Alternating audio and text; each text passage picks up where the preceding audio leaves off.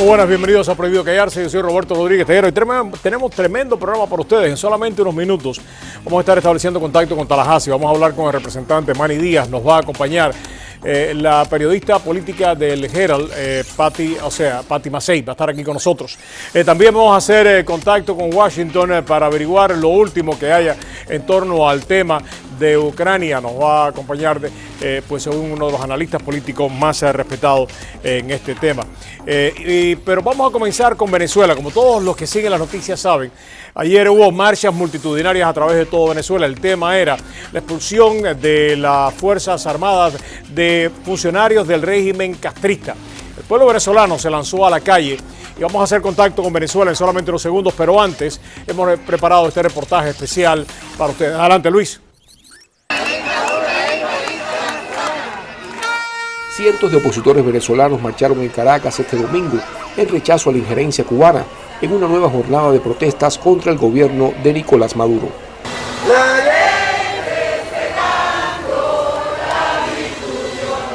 Fuera Cuba de las Fuerzas Armadas y fuera los espías cubanos, decían las pancartas que llevaban una multitud hacia la Embajada de Cuba en el este de Caracas, en un acto convocado por el movimiento opositor Partido Voluntad Popular. Los venezolanos entendemos el drama de décadas de opresión, de división, de pobreza, de vida al cual ha sido sometido el pueblo cubano. Y queremos decirle que esta lucha que damos por liberar a Venezuela de un régimen brutal, el castrocomunismo, también lo hacemos para liberar al pueblo cubano. Venezuela lleva más de un mes sacudida por protestas antigubernamentales que se iniciaron en San Cristóbal y se ampliaron a ciudades como Caracas, Mérida y Valencia en rechazo a la inflación, la escasez de productos básicos, la represión de la fuerza pública y la detención de estudiantes en las manifestaciones. Nosotros no estábamos pensando hacer ningún golpe de Estado. Los únicos que tienen la capacidad de dar un golpe de Estado son ellos mismos. Ellos lo dicen constantemente. Ellos son las personas que, a mi manera de ver, están buscando el autogolpe. Están tratando de alzar a la gente, están tratando de ponernos a agredir pueblo con pueblo para ellos tener la excusa de irse a un estado de sitio y nosotros perder todos nuestros derechos. El gobierno pide diálogo, pide paz y al mismo tiempo vemos cómo reprende con los organismos del Estado y con las fuerzas, los paramilitares o estos organismos paralelos que son los colectivos. Entonces, ¿qué paz promueves tú en ese aspecto, no? Las protestas han dejado hasta el momento 28 muertes, cerca de 400 heridos, más de 100 detenidos y 41 investigaciones por violación de derechos humanos por parte de los cuerpos policiales gubernamentales. Ok, seguimos acá en Prohibido Callarse. Vamos a hacer contacto con Venezuela, como lo habíamos dicho. Tenemos al colega Alexander Cambero. Alexander, gracias por acompañarnos. Cuéntanos los más destacados del día de ayer, qué impacto ha tenido y cuál puede ser su efecto a corto y a medio plazo. Adelante. Bueno, ayer, como decía el reportaje que escuché, hubo protestas en todo el país, protestas espectaculares en las ciudades más importantes y en sectores, digamos, alejados de la capital del país. Una protesta que es expansiva, general, ante la evidente injerencia cubana en la vida venezolana, sobre todo en los ámbitos militares, en el ámbito político, con la avispas negras, la influencia que han tenido en todo este revuelo, en toda esta masacre que han hecho, que para algunos es invisible. Alexander, pero ¿qué efecto puede tener lo de ayer? O sea, ¿se ha concientizado más al pueblo venezolano? ¿Cómo ha reaccionado la prensa? ¿Esto va a tener algún impacto y cómo van a seguir las manifestaciones? Hay un impacto grande por las manifestaciones de ayer.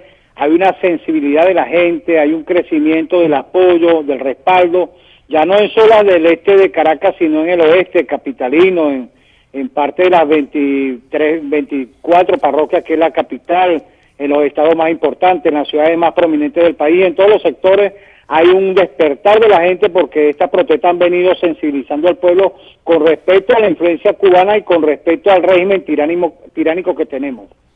¿Qué es lo que va a pasar ahora? ¿Continúan las manifestaciones? ¿Hay alguna ya convocada puntualmente para los próximos días o cómo está la situación?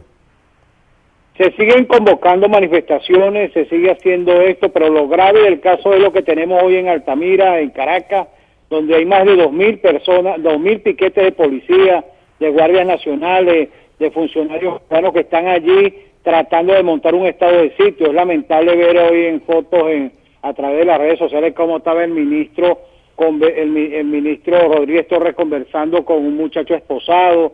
Revisan la comida de la gente de los bolsos, van a la gente de los colectivos, meten preso, invaden las viviendas, disparan por doquier, en fin, estamos viviendo un verdadero terror. Pareciese que estuviésemos en Ucrania, que estuviéramos en Bosnia, en algún país de esto, porque la situación es dramática. Están tratando de someter a la gente. Hay informaciones también violentas en Valencia, en San Cristóbal, en Barquisimeto. Ahora el epicentro es Altamira, es el municipio de Chacao, donde se han ensañado y donde hay piquetes de la guardia, inclusive revisándolo del mercado de las abuelas. Qué cosa más grande. ¿Cómo está la situación del abastecimiento? O sea, lo que se habla desde acá es que el nivel los anaqueles de los mercados, de los supermercados vacíos. Hay una crisis terrible, hay colas kilométricas para comprar un rollo de papel sanitario o una libra de arroz o de caraota. En fin, esto es una crisis devastadora que estamos viendo aquí. Verdaderamente tenemos un estado de sitio y tenemos un país que pareciese que fuera del África Negra porque no hay comida para la gente. Qué cosa más grande. Alexander, muchísimas gracias. Solamente unas palabras para los venezolanos y los latinoamericanos que están mirando el programa. Adelante, por favor. Bueno, le queremos decir a los latinoamericanos que nos sigan acompañando en esta lucha, que queremos al gobierno de Washington, que sé que va a tener allí alguien que nos acompañen en esto, y a los latinoamericanos que sepan que el pueblo venezolano, como ha sido su estirpe de toda la vida, no se rinde y que va a seguir luchando en pos de la libertad. Muchísimas gracias. Alexander Cambero, directamente desde Venezuela. Tenemos que ir a publicidad cuando regresemos el candente tema de Ucrania. Pero desde ahora queremos decirle que en el transcurso del programa vamos a tener una entrevista exclusiva con Lilian Tintori. La ha hecho nuestra colega Paula Lamas del noticiero de las 12. Así que no deje de verla. Es la esposa de Leopoldo López. De forma exclusiva habló con Paula. Vamos a tener esa entrevista aquí en Prohibido Callarse. Regresamos en solamente unos segundos con el tema de Ucrania.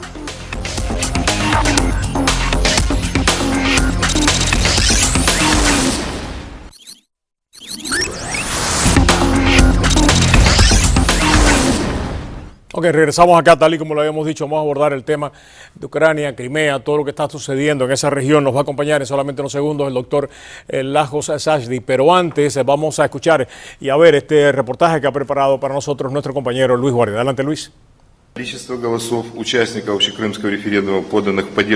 número de votos reflejados en el referendo de Crimea en apoyo a la primera pregunta si está a favor de unirse a Rusia como parte de la Federación Rusa fue de 1.233.002 votos, lo que corresponde al 96.77%. Según confirmó el presidente de la Comisión Electoral de este territorio situado a orillas del Mar Negro, solo un 2.51% votaron por continuar siendo parte de Ucrania. 2 eran las preguntas sometidas a votación a un censo electoral de algo más de 1 millón de personas. En la primera se preguntaba sobre la incorporación a Rusia en calidad de provincia y en la segunda sobre la permanencia en Ucrania, sobre la base de la Constitución local de 1992. Según el censo de Crimea, un 58.3% de los habitantes de la península son rusos, el 24.3% son ucranianos y el 12.5% son tártaros. Esta tarde el presidente Barack Obama mantuvo la posición de su gobierno de ampliar las sanciones al gobierno ruso. Estoy anunciando una serie de medidas que aumentarán el costo en Rusia y en los responsables de lo que está sucediendo en Ucrania. En primer lugar, según he autorizado por la orden ejecutiva que firmé hace 2 semanas, estamos imponiendo sanciones a individuos específicos responsables de socavar la soberanía, la integridad territorial y el gobierno de Ucrania. Estamos dejando claro que hay consecuencias por sus acciones. En segundo lugar, he firmado una nueva orden ejecutiva que amplía el alcance de nuestras sanciones. Como paso inicial, he autorizado sanciones a funcionarios rusos, a las entidades que operan en el sector armamentístico de Rusia y a las personas que presten apoyo material a los altos funcionarios del gobierno ruso. Y si Rusia continúa interfiriendo en Ucrania, estamos dispuestos a imponer más sanciones. En tercer lugar, estamos continuando nuestras estrechas consultas con nuestros socios europeos que hoy en Bruselas siguen adelante con sus propias sanciones contra Rusia.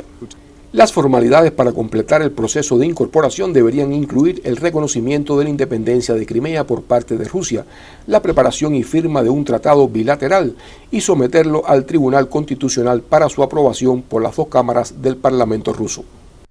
Ok, regresamos acá con el doctor Sajdi. Doctor, qué bueno que nos acompañe. Gracias, un verdadero placer. Un placer estar con ustedes, gracias. Doctor, aún los halcones, por llamarle de alguna manera, como McCain aún el exministro de Defensa, ya aseguran de que lo de Crimea es irreversible, por lo menos por el momento, y que va a pasar mucho tiempo antes que Rusia pues acepte de alguna manera negociar lo que ha sucedido hace solamente unas horas, que es un fait accompli. ¿Qué se puede hacer ahora? El presidente está hablando de sanciones, pero lo que los analistas están señalando es lo que tenemos que evitar es que esto se desborde dentro de Ucrania. ¿Su opinión? Sí, bueno, eso sería lo que se desearía, que los rusos no invadan el resto de Ucrania, pero yo me temo que Putin lo va a hacer. Uno de los síntomas de eso es que hace pues un día o 2 días, creo que fue ayer, como mínimo 60 tropas rusas apoyados de vehículos blindados, unos 3 helicópteros de combate, piezas de artillería, tengo entendido también, penetraron en una población dentro del distrito contiguo de Ucrania con Crimea, el distrito de Kherson o Gerson. O sea que ya han invadido parte de Ucrania fuera de Crimea. Los guardafronteras ucranianos dicen que se atrincheraron para que no avanzaran más, pero como Putin tiene un mandato dado por el Parlamento ruso para intervenir en el resto de Ucrania si hay que defender a la población rusa o ruso parlante que está en peligro, y han habido ya disturbios en las regiones fronterizas de Donetsk, oriental de Ucrania, de donde es Viktor Yanukovych, el expresidente ucraniano, en Kharkov o Kharkiv en ucraniano, en Lugansk, por ejemplo, pues hay un peligro de que haya una próxima intervención. Eso lo decidirá Putin cuando lo quiera hacer.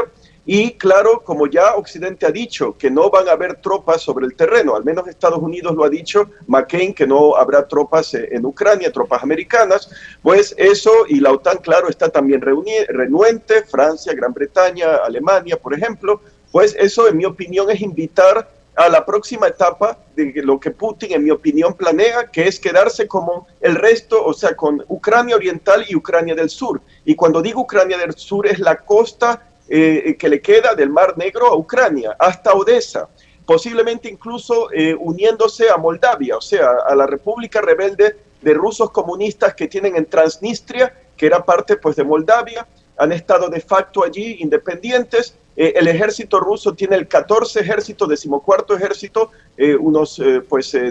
con 100.000 tropas, pero lo suficiente quizá para ayudar a invadir al resto de Moldavia y quizá conectarse con la costa del Mar Negro, que era de Moldavia y que ahora es de Ucrania, como parte de una ofensiva combinada. Así que hay ese peligro, y mientras tanto, claro, Occidente está planeando más sanciones. Sabemos, bueno, acaban de escuchar que Putin ha firmado un decreto hoy en que reconoce la independencia y la soberanía de Crimea. Eso es como un primer paso, en mi opinión, para después admitirla a la Federación de Rusia. Y bueno, mientras tanto vamos a ver qué ocurre, pero las sanciones que se acaban de aprobar, dirigidas a ciertos individuos, no va a parar a Rusia si Putin desean invadir, como sospecho y temo que van a hacer, a invadir al menos la parte oriental de Ucrania, que sería el este del río Dnieper y posiblemente incluyendo a Kiev. Lo que usted está hablando ya son palabras mucho mayores, doctor, porque algunos consideran que puede que lo que usted acaba de señalar que pasó en Kherson sea el intento de Rusia de establecer un corredor con Crimea, puesto que hasta ahora solamente tienen acceso por mar, un corredor terrestre. Pero para lograr ese objetivo de un corredor terrestre no tuvieran que llegar hasta alguna de las regiones que usted ha mencionado hace solamente unos segundos. Si el intento de Rusia, además de establecer un corredor terrestre, que eso hasta yo creo que el Occidente pudiera verlo con mucha preocupación, pero lo entendería.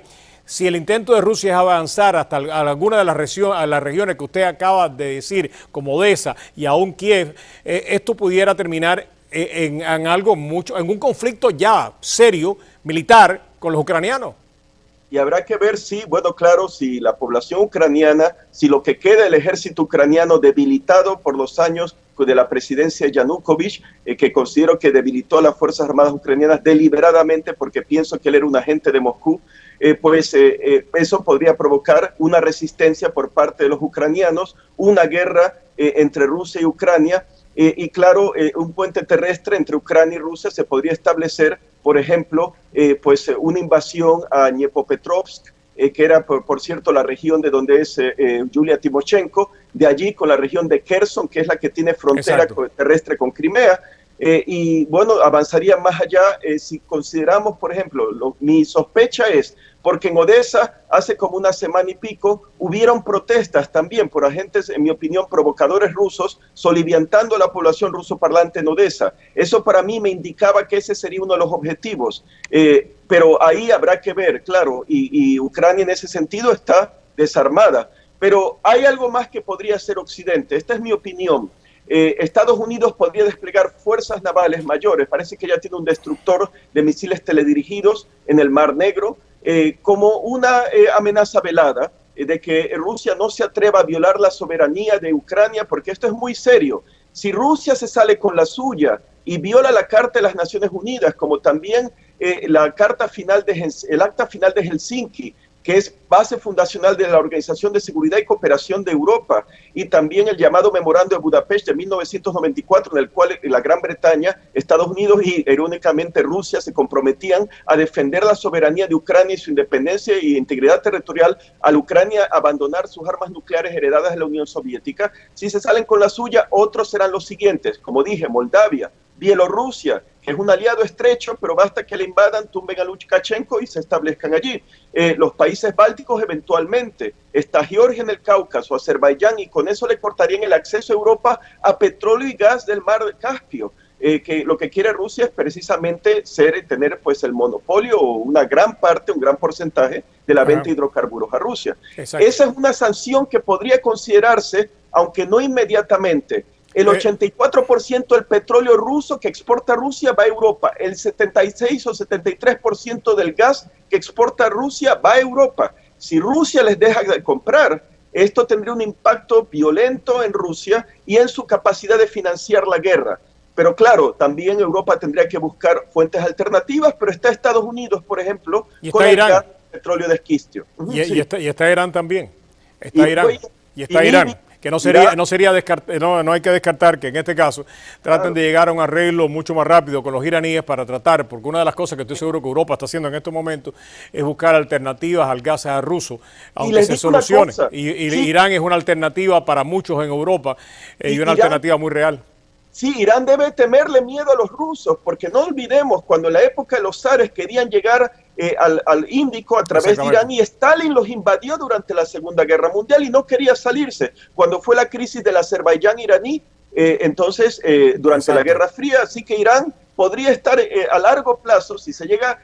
Yo sospecho que Putin quiere reconstituir territorialmente la ex Unión Soviética, y si lo logra, si le dejan, si le permiten, tratará de ir más allá. En este sentido, lo que ha ocurrido ahora en Crimea es como el Anschluss de Austria por Adolfo Hitler en 1938, y el gran apoyo que goza Putin por parte del pueblo ruso en la misma Federación Rusa y en Crimea me recuerda al gran apoyo que tenía entre la población alemana Adolfo Hitler cuando empezó a quedarse con Austria, con lo que era de Checoslovaquia, pues la parte checa, y después la invasión de Polonia, que como todos sabemos provocó la Segunda Guerra Mundial. No puedo estar más de acuerdo con usted, doctor. En las próximas horas sabremos más acerca no solamente de la voluntad de Estados Unidos, que ha demostrado voluntad, sino del apoyo que tiene en Europa, como acaba de decir el doctor Saddi. Estas sanciones funcionan, si de manera colegiada se imponen. Si Estados Unidos es solamente el único que impone sanciones, Rusia podrá seguir lamentablemente escalando la tensión y obteniendo pues todos esos territorios que ambiciona, y eso fue lo que sucedió precisamente antes de comenzar la Segunda Guerra Mundial. Doctor, ¿alguna esperanza de que el viaje de Biden a Europa tenga algún resultado positivo, de que los europeos vean el mismo peligro que usted está viendo, el mismo peligro que no quisieron ver en el 36, 37, 38 antes de comenzar la guerra? Bueno, sí, ciertamente que según dijo el presidente Obama, se va a reunir el vicepresidente Biden con miembros del gobierno polaco, de los países bálticos de Lituania, Letonia y Estonia. Esto es importante porque ellos sí ven claramente la amenaza rusa. Ellos sufrieron la ocupación soviética, antes zarista rusa, saben muy bien lo que es. Angela Merkel, la canciller alemana, ya había hablado antes de este referéndum del domingo en Crimea que las acciones de Rusia son una amenaza a la seguridad de Alemania y a la seguridad de Rusia. O sea que esperemos que Alemania esté reaccionando. Y claro, también habrá que tomar en cuenta la actitud de Washington, porque Washington es todavía el líder del mundo libre, es la única superpotencia. Lo que haga Estados Unidos se hará escuchar, se hará sentir en la motivación que tengan los europeos en resistir o no a estos actos de agresión. Así que es muy importante lo que también diga y haga Estados Unidos. Doctor, muchísimas gracias. Como siempre, un verdadero placer tenerlo en el programa, el doctor Lajo Sastre. Vamos a publicidad y regresamos en solamente unos segundos aquí en Prohibido Callarse.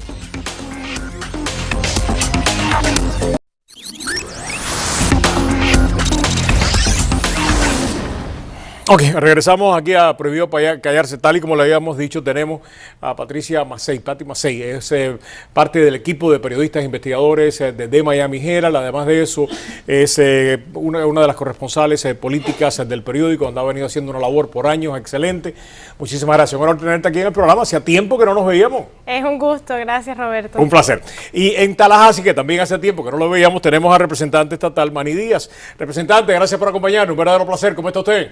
Gracias, bien. Gracias por tenerme en el programa, Roberto, como siempre. Un placer. Hay varias preguntas que queremos hacer, pero quiero que sea Patti la primera que comience. Pues nada, esta curiosidad que tenemos con algunas de las cosas que usted ha estado haciendo. Adelante, Patti. Representante, ¿cómo está? ¿Cómo está, Patti? Le quería preguntar sobre el tema de FIU y la feria. Escribimos un artículo sobre esto el sábado, que la feria quiere mudarse. Bueno, perdón, FIU quiere que la feria se mude y están buscando fondos en Tallahassee para pagarle el contrato a la feria para buscar otro sitio. ¿Saben cómo anda eso? ¿Y de dónde va a salir el dinero, no?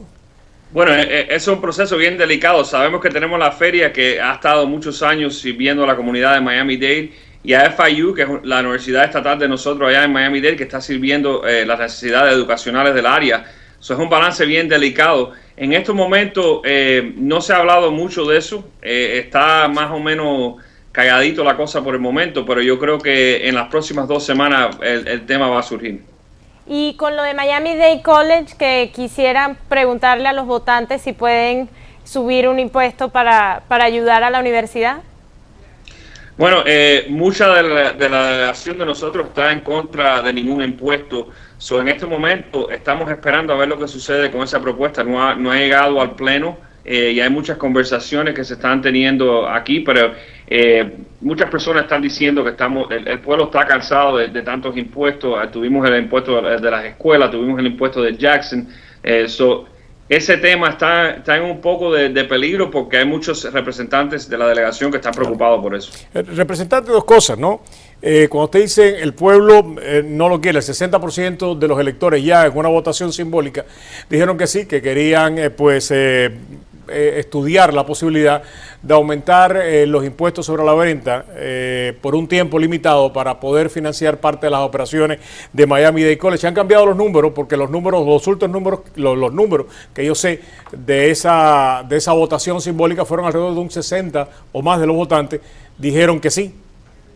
Sí, en la última elección dijeron que sí. Yo creo que lo que ha sucedido es que tú sabes cómo cambian las cosas en la política, especialmente. Muchos de los residentes con quien nosotros hemos hablado han tenido muchas preguntas sobre a dónde se va a usar el dinero, cómo va a ser otro impuesto más. Eso no creo que sea que un no del pueblo completo, pero creo que hay muchas preocupaciones sobre eso. Porque lo que tengo entendido es que ustedes no van a aumentar, lo que ustedes le darían la posibilidad a los votantes a decidir en vez de ustedes decidir por ellos, porque en este momento ustedes lo que están decidiendo no es que se aumente o no ese impuesto, sino lo que ustedes están decidiendo es que las personas voten o no, y lo que ustedes están diciendo no le vamos a dar la oportunidad de votar. ¿Estoy correcto o no? Correcto, es lo que nosotros... ¿Y por qué no le quieren dar la oportunidad a la gente de que voten y decidan ellos en vez de ustedes por ellos, representantes? La propuesta es darle la decisión al pueblo si quieren hacerlo. Nosotros no estuviéramos votando sobre el impuesto directamente. Exacto. Pero si ustedes no van a decidirlo, ¿por qué no le dan la oportunidad al pueblo de decidir en vez de ustedes decidir por ello? Yo creo que la preocupación está en cuando va una cosa a la boleta ya esa, los detalles son los más importantes. Y la preocupación está es en cómo, en tener todos los detalles en cómo se va a usar el dinero si el pueblo dice que sí, porque el pueblo no va a tener un chance de hacer esas preguntas, es un sí o un no. Las preguntas que se están haciendo más o menos son sobre el tema de cómo se va a usar el dinero. Denos claridad cómo se va a usar el dinero para poder tener confianza a cuando se le lleve al pueblo. En otro tema, representante, ¿qué opina sobre la situación de todas las autopistas? Que yo sé que la representante Janet Núñez está en contra un poco de que el Miami-Dade Expressway Authority siga subiendo los peajes. Bueno, yo creo que la situación no solamente es la subida de los peajes, sino simplemente la responsabilidad que tiene esa entidad al pueblo. El Miami-Dade Expressway Authority no es elegido por el pueblo, pero hacen las decisiones sobre los tolls. Entonces yo creo que la preocupación de la representante, y muchos de nosotros tenemos la misma preocupación, es que este grupo, esta organización sea responsable al pueblo, un poco más responsable al pueblo en indicándole por qué quieren subir, cuando van a subir, qué son las realidades de lo que está sucediendo. Y yo creo que en la última vez lo que sucedió es que no hubo comunicación de ese grupo, de esa organización, correctamente a los oficiales electos, que son los que tienen que responder al pueblo. Nosotros respondemos directamente al pueblo y esa es la preocupación que tenemos. Representante, acerca de un tema que me parece que es importante, aquí se estuvo conversando la semana pasada, es el tema pues de la posibilidad de que maestros en nuestras escuelas porten armas. Usted está haciendo esta propuesta, la Junta Escolar, casi de manera unánime, con la excepción de Carlos Curbelo, que dijo que no había que gastar capital político en eso, votaron para rechazar su propuesta. ¿Por qué, si aquí en el condado de que son los electores suyos, los representantes de esos electores en la Junta Escolar están diciendo no queremos esto? ¿Por qué de todas maneras usted cree que esto es bueno, no solamente para nosotros, sino para el resto del estado? Bueno, Roberto, esa propuesta no es mi propuesta, para ser claro.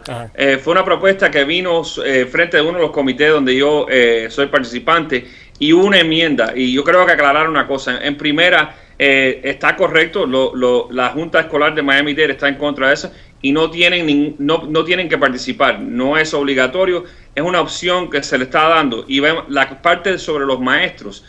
No es simplemente dejar que un maestro porte armas. Estamos hablando de una persona específica que tenga entrenamiento, tiene que ser ex militar o ex policía, recibir entrenamiento de emergencia, recibir entrenamiento sobre el arma, y solamente con la aprobación local de la Junta Escolar y del superintendente local puede ser puesto en una escuela. Esto lo que va a ayudar, Roberto, es a los distritos rurales que no tienen departamento de policía. En Miami-Dade esto no nos hace falta, yo estoy de acuerdo con la Junta en ese tema, porque Miami-Dade tiene su propio departamento de policía. Pero ¿qué es lo que sucede en esas áreas rurales donde pasan esos desastres que han pasado, donde no tienen la oportunidad de poder designar un guardia entrenado? Entonces, no, Miami-Dade no le hace falta. Miami-Dade tiene la opción de decir que no hay ningún costo, ninguna obligación, simplemente con decir que no lo tienen que hacer, pero le da la opción a los distritos rurales a poder hacerlo. Y eso, pues, yo creo que la póliza correcta, la ley correcta, si se lee bien, se entiende que esto es una opción para ciertas situaciones en partes del estado y que todo no aplica en Miami-Dade, y yo estoy de acuerdo con ellos. Okay. Por último, representante, el alcalde del condado, Carlos Jiménez, y la presidenta de la Junta, Rebeca Sosa, estuvieron por Tallahassee la semana pasada. No sé si tuvo chance de hablar con ellos y discutir algunos de los temas locales importantes. ¿Qué le estaban pidiendo? Cómo no, tuvimos una conversación con la delegación completa. Tuve la oportunidad de hablar con el alcalde y la comisionada aquí en mi oficina en Tallahassee, y estamos peleando aquí por el incentivo de los programas de televisor que existen en el estado de la Florida. No sé si ustedes saben, pero ahí tenemos a Telemundo y a Venevisión justo en el centro del condado de Miami-Dade, que produce una gran cantidad de productos, especialmente las telenovelas. Esos son trabajos locales, son gastos que estas compañías hacen localmente, que influye en la economía de Miami-Dade. Estuvimos hablando mucho de esos incentivos. Este año se habían acabado los incentivos. Estamos tratando de que los incentivos vuelvan al presupuesto del gobernador y de la Cámara y del Senado, para ver si podemos continuar con esas producciones que existen en el sur de la Florida. Ya, representante, ya sé que usted se tiene que marchar y tiene que hacer la votación, pero una pregunta. Hace solamente unos días escuchaba a nuestro colega del Nuevo Herald, Enrique Flor, quejarse en la radio de que había estado tratando de comunicarse con usted desde hace mucho tiempo, que usted no le devolvía las llamadas para hacer una pregunta muy sencilla, y era si Anameri Pedrosa, la exasistente de Bobo, que estuvo involucrada en el tema de las boletas de ausente, ella y su mamá, pues había trabajado para su campaña. Él, en las investigaciones y los correos electrónicos de Anameri, señalan que de alguna manera, por lo menos ella decía que había estado trabajando por usted, que usted visitó un hogar de estos ancianos, guiados por ella, por su mamá, donde vivía su abuelita. Primero que todo, la pregunta, ¿usted le pagó a ella, a su mamá, para que lo guiaran en su campaña? Esa es la primera pregunta. La segunda, ¿por qué no había querido contestar esta pregunta? Bueno, yo no tengo ningún problema con contestar la pregunta. La pregunta es que no trabajó para mi campaña, ni ella ni su mamá. El problema con el señor Flores, que estaba escribiendo artículos, se le daba información, escribía artículos sin incluir la información que se le estaba dando. So decidí que si no iba a reportar las cosas que se le decían. Como por ejemplo, ¿puede poner un ejemplo?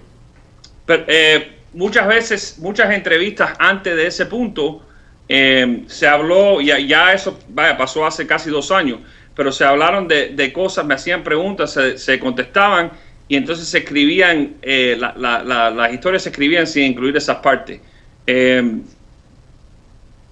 ¿Me sigues oyendo? Sí, cómo no, continúe. Okay. Y entonces, básicamente, sí, yo visité un lugar de ancianos donde vivía la abuela de Anameri Pedrosa, dentro de mi distrito, en Hialeah Garden. Inclusive, no tenía nada que ver con el distrito donde ella trabajaba, con el comisionado que ella trabajaba. Esto era en Hialeah Garden, dentro de mi distrito, y sí, su abuela vivía ahí, o vive ahí todavía. No tiene nada que ver con ella trabajar para mi campaña o otra cosa. Es que eso es lo que se hace durante las campañas. Se visitan las personas que van a votar. Pero una vez más, ni ella ni su mamá cobraron absolutamente nada de su campaña, ni de ninguno de los PACs relacionados con usted. No. Ni un kilo. Okay. Es mucho más fácil contestar que representante. A nosotros, en que a veces, algunas personas crean que tenemos motivaciones ulteriores, realmente con la verdad nos contestamos, y cuando la recibimos, pues entonces dejamos a los políticos tranquilos. Muchísimas gracias, un verdadero placer que usted nos acompañe, como siempre, accesible a nosotros. Gracias, Roberto. Gracias, muy amable. Tenemos que pasar a publicidad y vamos a continuar con Pati. Vamos a analizar todas estas cosas, sobre todo lo de Miami-Dade College, que yo no lo acabo de entender. Hay una serie de cosas que no acabo de entender que están pasando en la legislatura. Tú me tienes que ayudar. Lo de Medicaid, ¿tú lo entiendes? No todo. No, ¿verdad? Yo tampoco. Vamos a publicidad, regresamos aquí en Prohibido Quejarse.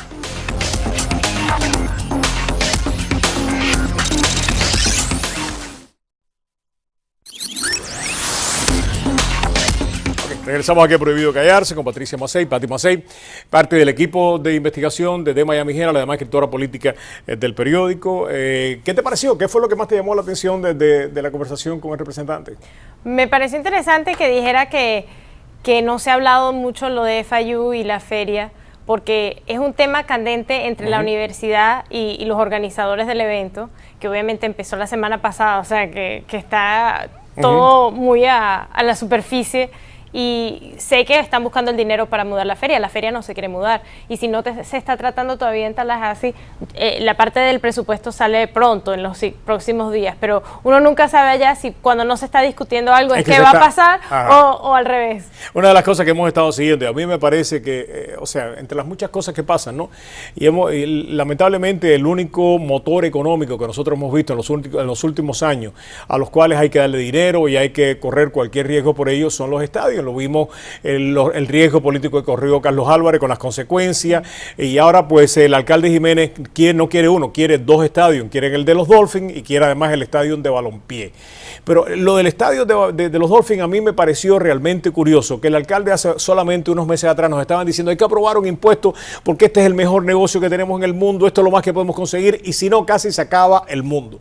Y ahora viene y dice no, lo que yo dije hace 3 meses realmente no era tan buen negocio, ese era bastante malo. Este es el que es bueno ahora mismo. ¿Cómo pueden decir estas cosas las dos con un intervalo de 3 meses y pensar de que mantienen un nivel de credibilidad?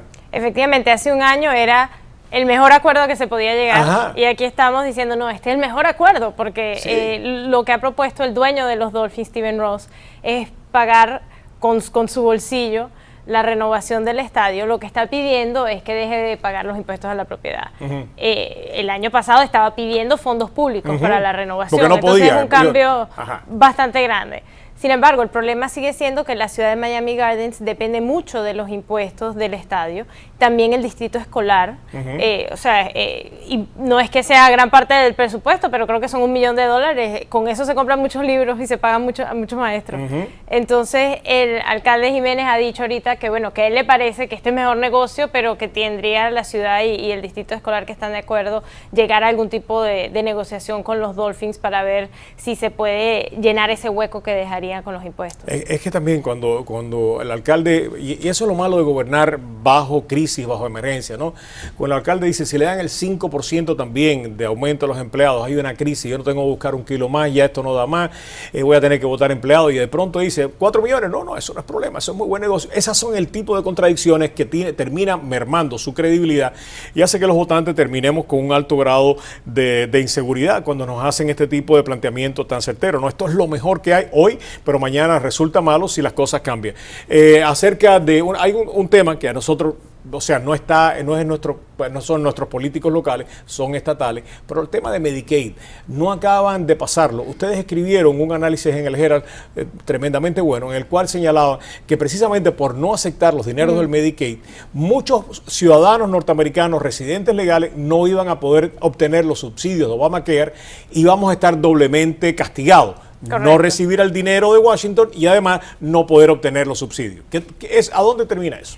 Me parece que el problema de la salud se ha convertido en algo tan político, tan partidario, que es muy difícil separar, decir lo que quieren los republicanos, lo que quieren los demócratas. Sí hemos visto algunos republicanos locales, por ejemplo el senador René García de Hialeah, que ha salido varias veces a decir, aquí hace falta el dinero federal, vamos a aceptarlo y ya.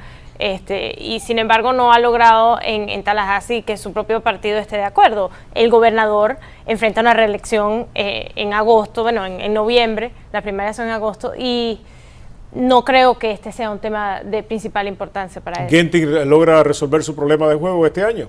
No sé, es posible. Al principio de la sesión parecía que absolutamente no, después una semana después parecía que sí, que de repente que sí, ahorita como que se ha calmado un poco más. Yo no he estado en Tallahassee este año y todos los días cambian estas cosas. Que yo creo que si el gobernador aprueba lo de Ginting y otro casino en Broward sin llegar a un acuerdo con los Seminoles, le puede costar la posición porque nos va a costar, ¿cuánto? $250 millones anuales más o menos, ¿no? Yo creo que tiene mayor probabilidad llegar a un acuerdo con los Seminoles justamente por la elección que tiene en noviembre.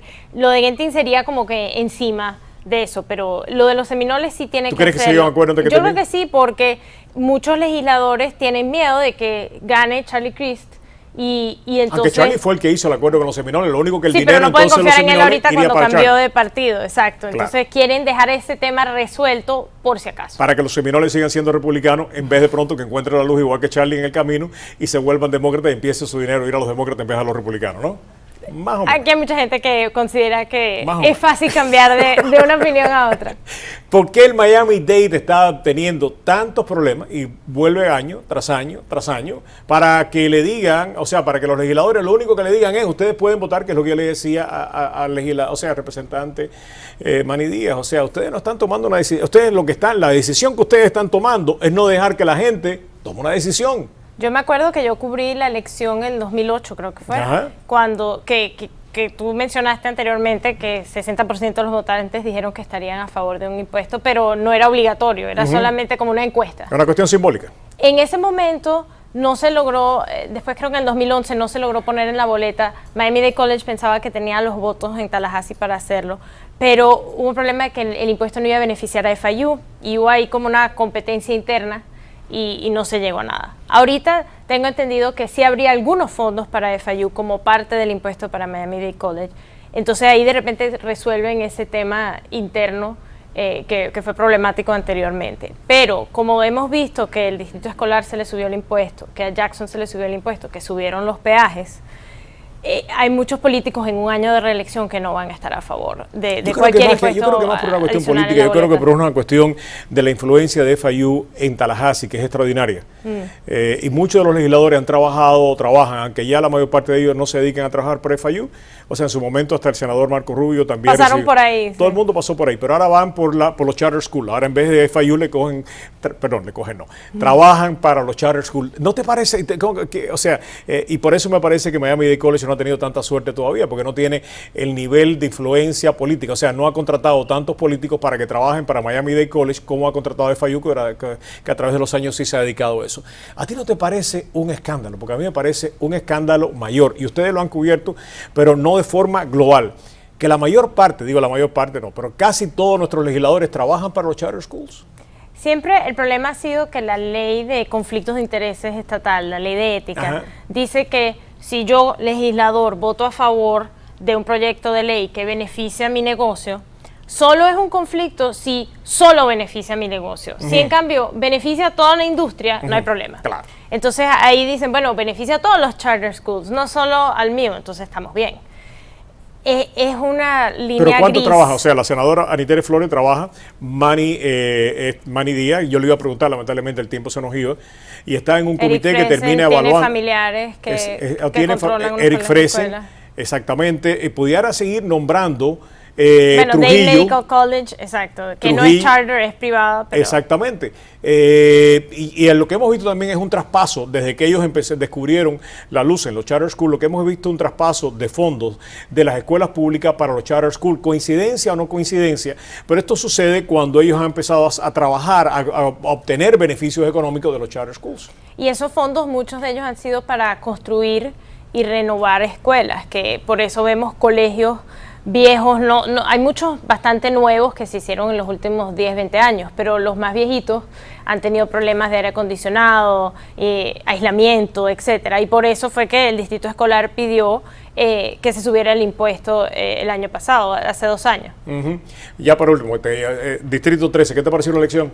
Malas noticias, pues, Mira, noticias para los demócratas. Que ¿Es esto una tendencia para ahora, para las elecciones de noviembre? Siempre es difícil predecir una tendencia de una sola elección en un distrito que tiende a ser republicano, que por años fue representado por Bill Young antes de que falleciera. Sí creo que los demócratas tienen que estar preocupados de que no han logrado en las elecciones especiales y en las elecciones que no son presidenciales, la que vienen ahorita en noviembre, no han logrado que salgan sus votantes a las urnas. Y lo decía los otros días en un comentario, una de las cosas que más me ha llamado la atención, y estoy hablando casi de todo el liderazgo demócrata, ha tratado de minimizar el impacto del Distrito 13, solamente, o sea, yo la cité aquí hace solamente en un programa, o sea, cité una declaración que había hecho Anita Deo, la presidenta del Partido Demócrata a nivel del condado, dijo, si no sacamos nuestra gente a votar, lo más probable es que repitamos la elección del 10, donde terminemos, pero la mayor parte de los demócratas han querido meter la cabeza en la arena, y yo considero como tú que si no sacan a su gente a votar y no se ponen las pilas, los republicanos tienen una gran oportunidad de repetir en el 14 lo que hicieron en el 10. De nada sirve tener una maquinaria presidencial para ayudarte cada 4 años y después los 2 años en el medio de las campañas presidenciales no se todo el mundo se va para la casa a disfrutar. Pati, qué bueno que hayas venido, tienes que regresar, un verdadero placer. Patricia Mazzei, colega de Miami Herald, parte del equipo investigativo y además escritora política. Muchísimas gracias, un verdadero placer. Regresamos con un tema tremendamente candente y que está también sufriendo lamentablemente el análisis de muy pocos de los que deberían estar siguiendo la situación con mucho más nivel de profundidad y de preocupación, que es el tema de Venezuela. Regresamos en solamente nosotros.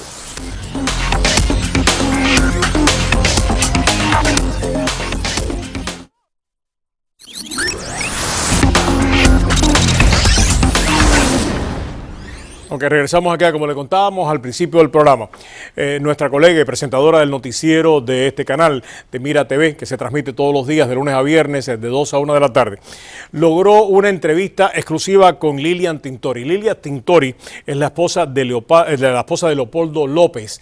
Y en esta conversación con Paula, Lilian hace declaraciones realmente conmovedoras e importantes que queremos compartir con ustedes. Así que a continuación nuestra colega Paula Lamas con esta entrevista. Adelante, Paula. Y a un mes del arresto del líder opositor de Voluntad Popular, Leopoldo López, hacemos una conexión en vivo y en directo con Caracas, Venezuela, con Lilian Tintori, su esposa. Lilian, buenas tardes. Hola, buenas tardes, ¿cómo están? Muy bien, Lilian, coméntanos exactamente cómo está Leopoldo actualmente, cuáles son las condiciones. Leopoldo está bien, está fuerte de espíritu, fuerte físicamente, pero a Leopoldo se le están violando los derechos. Leopoldo López está aislado totalmente. Leopoldo tiene un mes preso en una cárcel militar, una cárcel que se llama Ramo Verde, en una ala de castigo. Él es el único preso que está en esa ala. A Leopoldo no lo dejan conversar ni tener contacto físico ni visual con cualquier otro preso de la cárcel. A Leopoldo no lo dejan recibir visitas, solamente tiene contacto directo con sus padres, hijos y esposa, familiares directos, pero no lo dejan recibir visitas del pueblo de Venezuela. Además de eso, no lo han dejado bajar a la misa a las 9 de la mañana, una misa que se hace en la cárcel de Ramo Verde. Eso es otro derecho del preso. Las cartas que yo le llevo las leen todas. Todo lo que se le pasa a Leopoldo lo leen los militares, la inteligencia militar. Eso es otra ley que se está violando porque la correspondencia de los presos es privada. Y no solamente que no lo dejan recibir visitas, sino que si tú vas a visitarlo, no te dejan pasar y eres golpeado y eres maltratado físicamente por los militares, como pasó el día de ayer con el grupo de COPEI, un partido político de Venezuela, respetado por muchos. Ayer fueron a visitarlo, no los dejaron pasar, los bajaron del carro, los golpearon los militares, los tiraron al piso, les pegaron patadas y terminaron en la clínica. Esto es grave, esto es una situación de emergencia, estamos viviendo una dictadura clara y una dictadura además que viene acompañada con la violación de los derechos humanos y la falta de justicia al pueblo de Venezuela. A pesar de que se le están violando los derechos a Leopoldo en el día de hoy, durante todos estos días que ha estado preso, ¿tienes fe de que salga pronto? Por supuesto, Leopoldo no tiene que estar ni un día más en la cárcel de Ramo Verde. Leopoldo tiene un mes ahí y es absolutamente inocente. Leopoldo no tiene nada que esconder, no tiene rabo de paja, como diríamos aquí los venezolanos. Nosotros estamos convencidos de que Leopoldo es inocente, de que Leopoldo es un hombre de liderazgo positivo para el futuro de Venezuela y que además no tienen ninguna prueba en contra de él. Es todo un montaje, es un ataque más a su liderazgo y por supuesto eso se va a desmontar en cualquier momento.